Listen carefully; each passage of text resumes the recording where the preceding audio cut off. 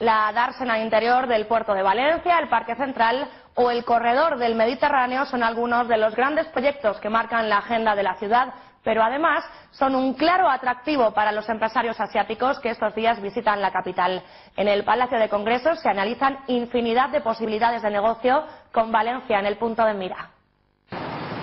En el Palacio de Congresos de Valencia se ha celebrado esta mañana la reunión anual más importante de los líderes empresariales chinos, la Global China Business Meeting. A la cita no han querido faltar el ministro de Fomento, el presidente de la Generalitat y la alcaldesa de Valencia. Los tres han coincidido en afirmar que nos encontramos ante una verdadera oportunidad de negocio.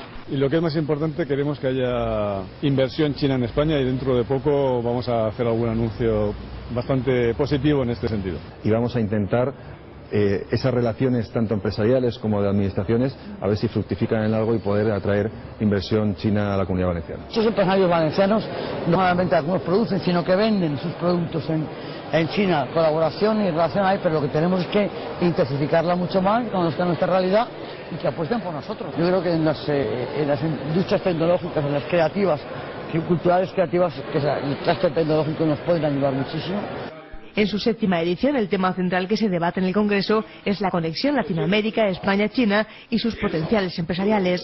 Con estas perspectivas, las administraciones han puesto la mira en este encuentro para captar inversores. Con este objetivo, la alcaldesa de Valencia ha puesto de relieve las grandes oportunidades de negocio que ofrece la ciudad. Evidentemente les hemos contado ayer, durante hora y media, los futuros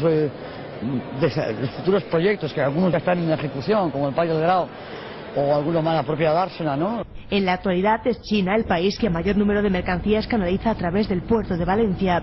Tal y como ha concretado la primera edil, es momento además de mostrar el atractivo de Valencia para conseguir que se incremente el número de ciudadanos asiáticos que eligen la ciudad para poner en marcha sus proyectos empresariales.